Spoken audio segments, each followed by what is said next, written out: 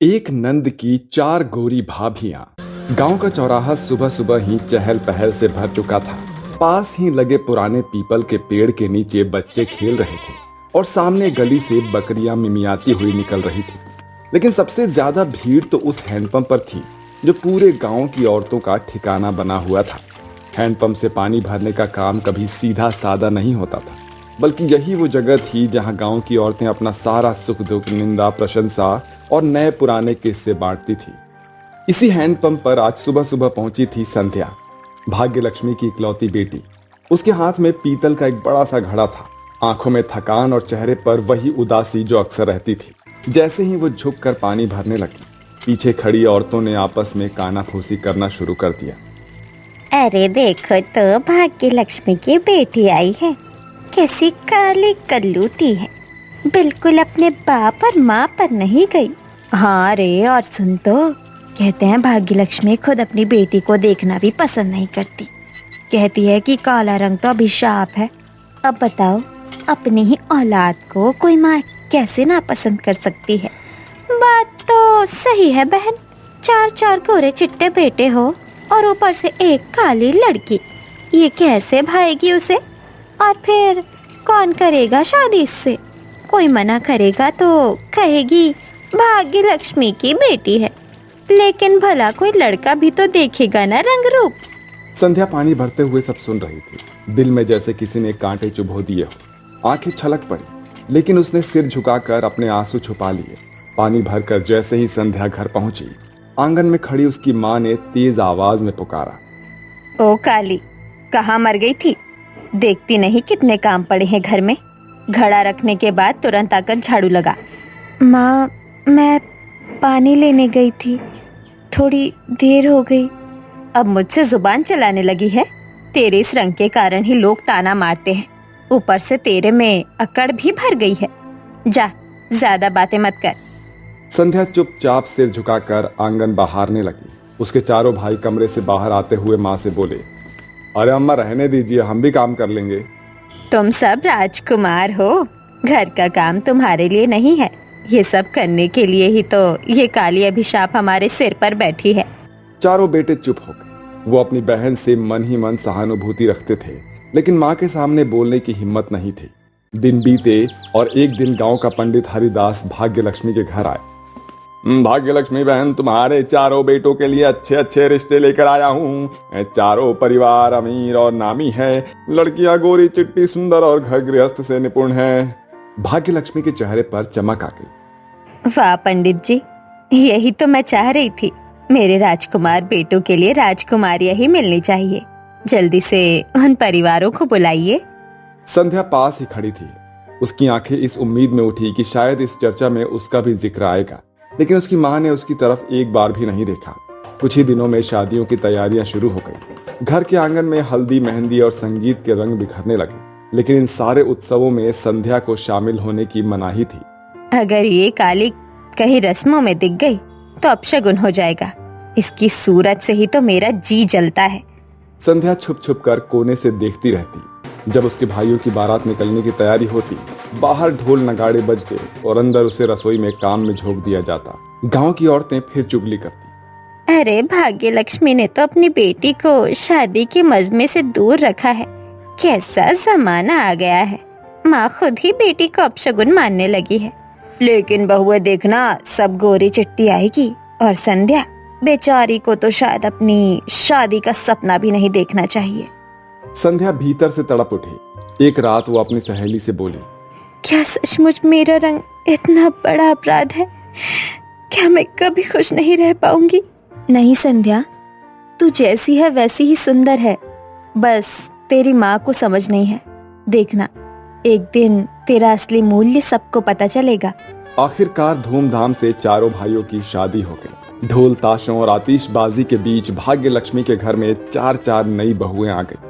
संध्या दूर खिड़की से देख रही थी। दुल्हनें लाल जोड़े में चमक रही थी और उनकी गोरी चमड़ी भाग्य लक्ष्मी की खुशी को दोगुना कर रही थी।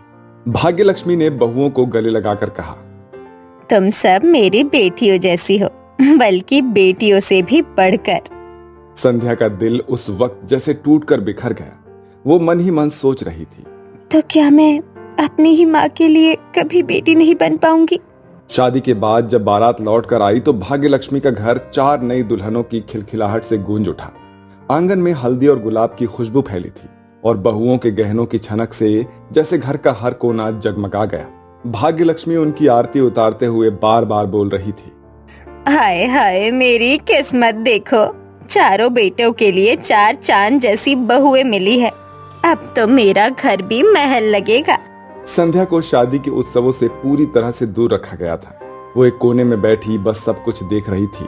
जब बहुओं ने अंदर कदम रखा तो उसने मन ही मन सोचा, अब तो मेरी हालत और भी दयनीय हो जाएगी। माँ 4 गोरी बहुएं मिल गई, मेरी क्या बिसात।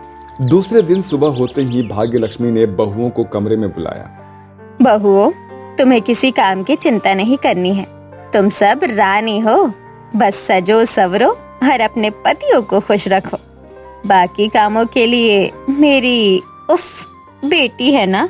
पर माँ जी, घर का काम तो हम सब भी कर सकते हैं, हम तो मिलजुल कर। भाग्य लक्ष्मी ने हाथ उठाकर रोक दिया। ना ना, तुम्हारी कोमल चमड़ी काम के लिए नहीं बनी है, ये सब तो उस काली के लिए है। उसे तो पैदा ही काम करने के लिए किया गया है। चारों बहुएं एक दूसरे का चेहरा देखने लगी। उनके लिए यह अजीब था। अक्सर वो सुनती थी कि सास बहू पर अत्याचार करती हैं, पर यहाँ तो मामला उल्टा था। सगी बेटी ही नौकरानी और बहुएं रानी। इसी तरह से कुछ दिन बीते। एक सुबह कविता आंगन में आई और संध्या से बोली, बहन, जरा हमें बताओ ना, ये कुएं से पानी खींचते कैसे हैं? हमें भी सीखना है। आप रहने दीजिए भाभी, आप लोग अपनी सफेद चमड़ी खराब मत कीजिए, ये काम मेरे ही लिए है। नीलिमा पास आई और हंसते हुए बोली, अरे सफेद गोरे का चक्कर छोड़ो, हम सब बहनें हैं, क्यों अलग करती हो हमें? संध्या ने गंभीर स्वर में जवाब दिया, आप लोग नहीं समझेंगी, मेरी अपनी माँ ने मुझे नौकरानी बनाकर रखा है और आपको राजकुमारी। मैं आप सबको भी उसी जैसी औरतें समझती हूँ। सुरभि दुखी होकर बोली, नहीं संध्या, हम तुम्हारी तरह सोचते हैं। हमें भी अजीब लगता है कि माँ जी तुम्हारे साथ ऐसा व्यवहार करती है। संध्या ने घड़े में पानी भरते हुए कहा, आप लोग बस कहने को बोलती हैं, असलियत मुझे पता है। और वो झटके से वहां से चली गई। शाम को जब चारों बहुएं रसोई में गई तो भाग्य लक्ष्मी दौड़ती हुई आई। क्या कर रही हो बहुओं? तुम्हारे हाथों में हल्दी मेहंदी लगी है, चूड़ियाँ चमक रही है और तुम सब प्याज काट रही हो। छोड़ो ये सब। संध्या, संध्या, आकर बहुओं के लिए सब्जी काट। संध्या मन मसोक कर भीतर आई और काम करने लगी। बहुएं हंसी रोक न सकी। रश्मि धीरे से बोली, माँ जी, अगर हमें बस सजना संवरना है तो हमें रोज कोई फैशन शो भी भेज दिया कीजिए। क्यों नहीं, मेरा घर ही तुम्हारा मंच है। संध्या ने भीतर ही भीतर कहा, वाह रे भाग्य, एक घर में मेरी हैसियत नौकरानी की और उन्हें मंच की अदाकार बना दिया। रात को चारों भाभियां अपने कमरे में बैठकर बातें कर रही थी। तुम लोगों ने देखा माँ जी संध्या के साथ कितना कठोर व्यवहार करती हैं। हाँ, और संध्या भी हमें अपनाने नहीं देती, सोचती है हम सब उसके खिलाफ हैं। हमें धीरे धीरे उसका विश्वास जीतना होगा। बिल्कुल, हमें संध्या को ये जताना होगा कि हम उसकी सगी बहनें जैसी भाभियां हैं, दुश्मन नहीं। चारों ने मिलकर ठान लिया कि वो संध्या का साथ देंगी, चाहे उसकी माँ को अच्छा लगे या बुरा। गांव का बाजार उस दिन बहुत चहल पहल से भरा हुआ था। सब्जियों की टोकरी, मसालों की खुशबू और दुकानदारों की आवाजें पूरे चौक में गूंज रही थी। संध्या घर के कामों की लंबी लिस्ट लेकर बाजार आई थी, हाथ में बड़ी टोकरी और चेहरे पर वही थकान। वो जैसे ही सड़क पार करने लगी, अचानक से उसका पैर गड्ढे में फंस गया। तेज चीख निकली और वो जोर से गिर पड़ी। उसके हाथ में भरी टोकरी छिटक गई और सब्जियां बिखर गई। लोग इकट्ठा हो गए। किसी ने कहा, अरे ये तो भाग्य लक्ष्मी की बेटी है, लगता है हाथ टूट गया है। संध्या दर्द से करा रही थी। किसी तरह से लोग उसे घर पहुंचा दिए। जैसे ही चारों भाभियां दौड़ कर आई, उन्होंने देखा कि संध्या का हाथ सूज गया है। हे भगवान, ये तो फ्रैक्चर लग रहा है, जल्दी डॉक्टर को बुलाओ। भाग्य लक्ष्मी पहले तो चुप रही, जैसे उसे कोई फर्क ही नहीं पड़ा, लेकिन भाभियों की भाग दौड़ देखकर वो भी सोच में पड़ गई। डॉक्टर ने आकर पट्टी बांधी और कहा, हाथ टूट गया है, कुछ हफ्ते तक कोई काम नहीं हो पाएगा। अब तो अम्मा और भी नाराज होंगी। काम कौन करेगा? रश्मि उसका हाथ थाम लेती है। काम की चिंता मत करो संध्या, अब से घर का हर काम हम चारों मिलकर करेंगे, तुम बस आराम करो। संध्या हैरान होकर बोलती है, लेकिन माँ जी को जो कहना है कहे, हमें तेरी तकलीफ ज्यादा बड़ी लगती है। अब हर सुबह कोई भाभी उसके लिए गर्म दूध लाती, कोई उसकी पसंद का खाना बनाती, कविता तो रोज उसका बाल तक संवार देती, नीलिमा किताबें लाकर कहती, पढ़ ले बहन ताकि मन लगा रहे। संध्या को ये सब सपने जैसा लग रहा था। उसके मन में शंका उठता है, क्या ये सच में मेरा ख्याल रख रही हैं या बस माँ जी को दिखाने के लिए? लेकिन जैसे जैसे दिन बीतते गए, भाभीयों की सेवा और सच्चा अपनापन देखकर उसका कठोर दिल नरम होने लगा। एक रात संध्या रोते रोते बोली, मैंने तुमको सबको माँ जैसा समझा था, सोचा तुम सब भी मुझे नीचा दिखाओगी, लेकिन तुम सब तो सगी बहनों से भी बढ़कर निकली। रश्मि ने उसके आंसू पोंछते हुए कहा, बहन, रंग रूप से इंसान की पहचान नहीं होती, तू हमारे लिए परिवार की जान है। फिर चारों ने एक साथ कहा, अब से तू हमारी ननद नहीं, हमारी प्यारी बहन है। भाग्यलक्ष्मी ये सब दूर से देख रही थी। उसके भीतर पहली बार पछतावे की आग जली। वो रात को संध्या के पास आई, उसके सिर पर हाथ फेरते हुए बोली, संध्या, मैंने तुझसे बहुत अन्याय किया है, माँ होकर भी तुझे बेटी का दर्जा ना दे सकी, माफ कर दे मुझे। संध्या की आंखों से आंसू बह निकले। उसने कहा, अम्मा, मुझे और कुछ नहीं चाहिए, बस एक बार माँ बनकर मुझे गले लगा लीजिए। भाग्यलक्ष्मी ने भर भर कर उसे सीने से लगा लिया। घर का आंगन पहली बार सच्चे रिश्तों की मिठास से गूंज उठा। अब घर का नजारा बदल चुका था। चारों भाभियां और संध्या मिलकर हंसी ठिठोली करती, रसोई में गीत गाती और साथ में काम करती। भाग्यलक्ष्मी भी धीरे धीरे अपने पुराने विचार छोड़ चुकी थी और वो हर किसी से कहती, रंग नहीं कर्म ही आदमी की पहचान है। मेरी बेटी संध्या मेरे लिए किसी वरदान से कम नहीं। गांव की औरतें अब वही हैंडपंप पर इकट्ठे होती और कहती, देखा भाग्यलक्ष्मी की बेटी कितनी भाग्यशाली निकली। 4 गोरी भाभियां हैं, लेकिन सबसे अनमोल तो वही है। संध्या अब मुस्कुराते हुए पानी भरती और मन ही मन सोचती, काश हर माँ अपनी बेटी को रंग रूप से नहीं, दिल से देखे। पुराने वर्सेस नए जमाने की बहू की मुंह दिखाई ड्रेस। हर्षद मेहता और उसका बेटा दीपक का गांव के एक प्रोजेक्ट के दौरान एक्सीडेंट हो गया था, जिसके बाद वो घर आ रहे थे। घर आते ही उसके परिवार वाले उसे चारों ओर से घेर लेते हैं। आ गए मेरे दोनों बेटे, तुम ठीक तो हो ना? देखो कितनी चोट आई है। अरे माँ, हम बिल्कुल ठीक हैं, ये तो बस मामूली सी चोट है। हाँ दादी, अब मैं और पापा बिल्कुल ठीक हैं। वो तो भला हो उस लड़की का जिसने हमें पनाह दी और हमारी देख रेख भी की। कौन सी लड़की? हाँ, किसने आखिर तुम्हारी मदद की? यहाँ तो अपने भी आजकल साथ छोड़ देते हैं, तो फिर उस बेगाने गांव में कौन सहारा मिल गया? अरे माँ, बहुत ही नेक दिल की लड़की थी, सर्वगुण संपन्न, बहुत ही शालीन शांत स्वभाव की थी। सच बेटा, आजकल ऐसी लड़की का मिलना बहुत ही सौभाग्य की बात है। क्या माँ जी, आप भी उस लड़की को लेकर बैठ गई? छोड़िए ना। नहीं ममता, माँ ने बिल्कुल सही कहा। आज के समय में ऐसी लड़की का मिलना बहुत मुश्किल है। वो जमीन से जुड़ी हुई लड़की है और संस्कारी भी है।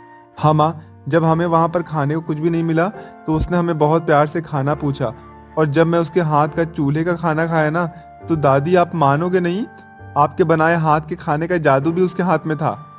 ये तो बहुत ही अच्छी बात है। अरे, मुझे ये समझ में नहीं आ रहा, आप लोग कहना क्या चाहते हैं? अरे भाग्यवान, मैं कहना ये चाह रहा हूँ कि वो लड़की हमारे दीपक के लिए बिल्कुल ही परफेक्ट है। हमें ऐसी लड़की की ही तलाश थी जो पुराने जमाने की ही हो, जो तौर तरीके समझती हो, परंपराओं का सम्मान करना आता हो जिसे। आप ये कैसी बातें कर रहे हो? नहीं, ये नहीं हो सकता। वो गरीब गांव की लड़की और पुराने जमाने की इस घर की बहू नहीं बन सकती। बहू आज के जमाने की मॉडर्न ब्यूटीफुल होनी चाहिए, जैसा कि मैं चाहती हूँ। आप लोगों के पसंद की पुराने जमाने की लड़की इस घर में नहीं आएगी, बस। देखो ममता, मैं कोई बहस नहीं करना चाहता हूँ। मैंने उस लड़की को इस घर की बहू मान लिया है तो मान लिया है, और दीपक भी शादी के लिए राजी है, और शायद माँ को भी शायद वो बहुत अच्छी लगेगी। तभी वहाँ पर उस घर का छोटा बेटा मयंक वहाँ आ जाता है और ममता अपने मगरमच्छ के आंसू लिए उसके पास जाती है। देख बेटा, तेरे पिताजी, दादी और तेरे बड़े भाई क्या कह रहे हैं। वो इस घर में पुराने जमाने की बहू लाना चाहते हैं, जिसका कोई क्लास नहीं, स्टैंडर्ड नहीं, बिल्कुल गवार। उन्होंने तो मेरी सलाह भी मुनासिब नहीं समझी। लेकिन बेटा, मैं तेरे लिए मॉडर्न लड़की लाना चाहती हूँ, आज के जमाने की सोच वाली। अब तू बता, मेरी पसंद से शादी करेगा या नहीं? अरे मेरी प्यारी माँ, मैंने आज तक आपकी बात कभी काटी है क्या? आप बताओ, जो आज काट दूंगा। वैसे भी आपका लाडला हूँ, साथ ही अगर बड़ों ने कोई फैसला लिया है तो वो अच्छा ही होगा। लेकिन मैं तो शादी आपके पसंद की लड़की से ही करूंगा, आप फिक्र मत कीजिए।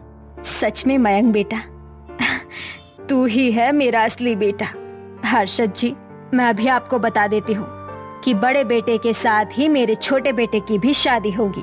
ठीक है भाग्यवान, जैसा तुम चाहो वैसा ही करो। लेकिन मेरी बड़ी बहू तो पुराने जमाने की ही आएगी, और ये बात अपने दिमाग में जरूर डाल लेना। इस तरह ममता अपने नकली आंसू दिखाकर अपने छोटे बेटे मयंक को अपने बातों में फंसा लेती है और उसके लिए मॉडर्न और विदेशी लड़कियां ढूंढना शुरू कर देती है। कई हफ्तों की खोज के बाद पंडित उसे एक लंदन में पली बढ़ी सोफिया नाम की लड़की की फोटो दिखाते हैं। उसके बाद वो घर पर आकर ये बात अपने परिवार वालों को बताती है। ममता बहू, तू एक मॉडर्न जमाने की विदेशी बहू घर में ला रही है। तुझे तो पता है कि हम पुराने जमाने में विश्वास रखते हैं। कहीं ऐसा ना हो कि ऐसा फैसला तुझ पर ही भारी पड़ जाए। ममता सोच लो, कहीं तुम्हारा किया तुम पर उल्टा ना पड़ जाए, क्योंकि मैं तो माँ की बातों से सहमत हूँ। अरे ये आप दोनों कैसी बातें कर रहे हैं? अब मॉडर्न है और यहाँ आकर साड़ी लपेटेगी तो वो तो मुझे भी अजीब लगेगा। मैं तो ये चाहती हूँ कि मोहल्ले के सभी औरतें मेरी मॉडर्न बहू को देखते रह जाएं। शायद बहू हमारी तुझे बात समझ में नहीं आएगी। अब तो तुझे वक्त ही बताएगा। ऐसे ही वक्त बीतता है और अब दोनों बेटों की शादी धूमधाम से हो जाती है और ममता खुशी खुशी अपनी विदेशी बहू सोफिया को घर ले आती है और उसका गृह प्रवेश करती है। लेकिन दूसरी बहू का गृह प्रवेश नहीं करती। आओ मेरी सोफिया बहू, तुम्हारा घर में स्वागत है। जी मम्मी जी, बट ये गरीब सी लड़की कौन है? वाह बहू, तेरा बोलना तो मुझे बहुत अच्छा लग रहा है। बिल्कुल लंदन जैसे आई हो, टूटी फूटी सी सही हिंदी बोल रही हो, अच्छा लग रहा है। और ये तुम्हारी जेठानी, पुराने जमाने की, इसीलिए इसके कपड़े ऐसे हैं। गांव से है जो, but you are my modern बहू। यस, व्हाई नॉट माँ जी। ममता बहू, अगर मेरी बहू तुझे इतनी पुराने जमाने की लग रही है तो रहने दे, मैं अपनी बहू का खुद से गृह प्रवेश करवाऊंगी। इसके बाद दादी सास पुराने तौर तरीके से राधा का गृह प्रवेश कराती है। शुक्रिया दादी माँ, आपका गृह प्रवेश करने के लिए। और माँ जी, मैं नहीं जानती कि आप मुझसे क्यों नाराज़ हैं, लेकिन मैं हमेशा कोशिश करूँगी कि ये नाराज़गी आप मुझसे दूर कर दें। ममता इस तरह अपनी बड़ी बहू की बातों को नज़रअंदाज करके अपने मॉडर्न बहू और बेटे को घर के अंदर ले जाती है। वहीं रिश्तेदार और पड़ोसी तरह तरह की बातें भी करते हैं। अरे ममता की मॉडर्न बहू तो बिल्कुल भी संस्कारी नहीं है। वही राधा को देखो, सर्वगुण संपन्न। हाँ, आपने बिल्कुल सही कहा। राधा के आगे तो वो मॉडर्न बहुरिया तो कुछ भी नहीं लगती। इसी तरह रिश्तेदार और औरतें आपस में बात कर रहे होते हैं। अगले दिन दोनों बहू की पहली रसोई होती है, जहां दादी सास के उठने से पहले ही राधा पूरे घर की साफ सफाई कर देती है और रसोई में मिट्टी और गोबर से चूल्हा बना कर ले आती है। और घर में धुआं देखकर सभी लोग परेशान हो जाते हैं। अरे इतना धुआं कहाँ से आ रहा है? ऐसा लग रहा है कि किसी ने एक साथ कोई चीज जला दी हो। किसने की है ये हरकत?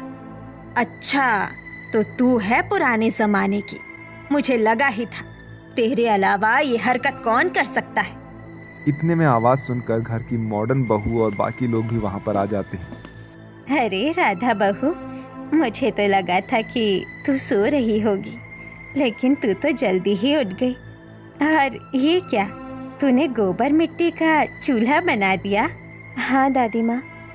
ओह शिट, मुझे ऐसा लग रहा है जैसे ऑल किचन को बर्न करने वाली है ये ऑल टाइम की बहू।